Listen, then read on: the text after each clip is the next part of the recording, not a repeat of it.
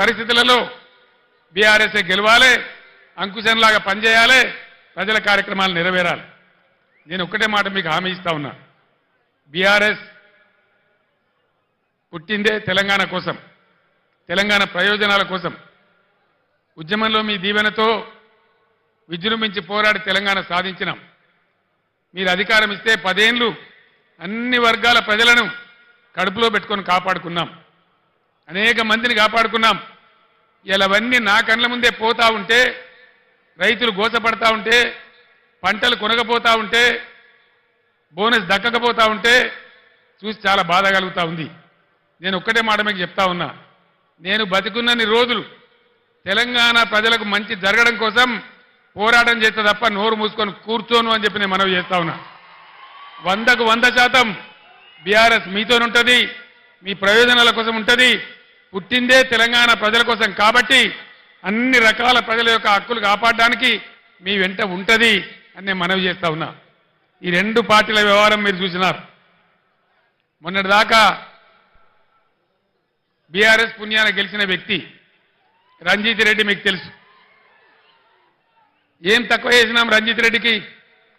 MP ticket ఇవ్వలేదా, గౌరవించలేదా, గెలిపించలేదా అని నేనే వచ్చి ప్రార్థిస్తే మీరే ఓటేయలేదా? ఇలా ఎందుకు పార్టీ మారిండు రంజిత్ రెడ్డి?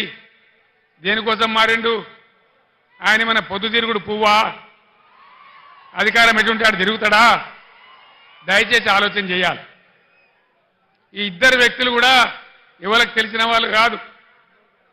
బీజేపీ తరఫున నిలబడ్డాయినా కానీ ఇలా కాంగ్రెస్కి వెళ్ళి వచ్చాడైనా కానీ ఏ కారణం మీద పోయిండు రంజిత్ రెడ్డి? ఎందుకు పోయిండు?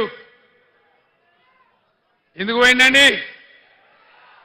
అధికారం కోసమా, పదవుల కోసమా, పైరవీల కోసమా?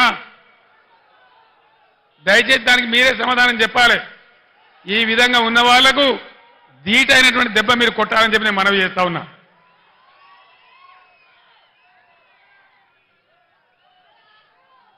కాంగ్రెస్ పార్టీ చెప్పింది అన్ని పంటలు కొంటాం, ప్రతి పంటకు బోనస్ ఇస్తాం, జొన్నలు కొంటాం, కందులు కొంటాం, వడ్లు కొంటాం, మక్కలు కొంటాం అని చెప్పినారు. వానకాలం పంటలకు ఏ కానీ ఇయ్యలే. ఇలా యాసంగి కూడా కొనుగోలు స్టార్ట్ అయినాయి. ఇస్తారా ఇయ్యరా? ఇయ్యకపోతే ఊకుందామా? యుద్ధం చేద్దామా? యుద్ధం 2 రకాలుగా చేయాలి. పంట కొనుగోలు కేంద్రాలు అక్కడ చేయాలి. అక్కడక్కడ స్పందన రాకపోతే 500 రూపాయలు కట్టియకపోతే ఓట్ల డబ్బాలు గుద్దుడు గుద్దితే డిపాజిట్ రాకుండా ఓడగొట్టాలి.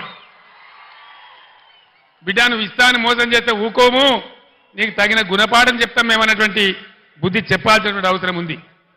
ఎన్ని వాగ్దానాలు చేసినారండి? 420 వాగ్దానాలు చేసినారు.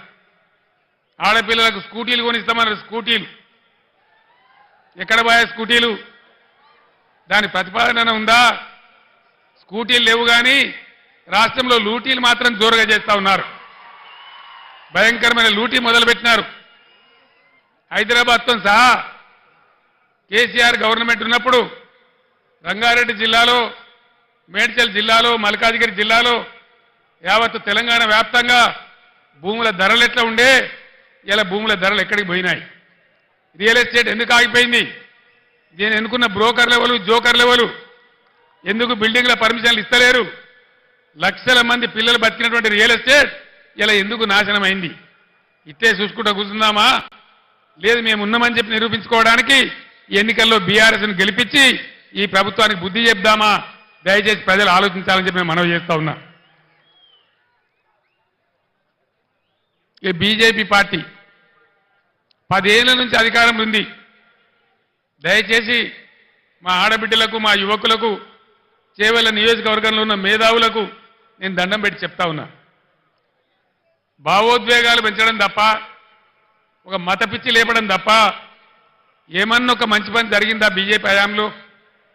ఏ వర్గానికన్నా, ఏ పేదలకన్నా పెట్రోల్ ధర అయింది, డీజిల్ ధర అయింది. ఇలా ఏం జరుగుతూ ఉంది దేశంలో? మా పార్టీలో జైన్ పోతావా లేకపోతే జైలుకు పోతావా? అయితే మోడీ తప్పితే ఈడీ. ఇదేనా బీజేపీ?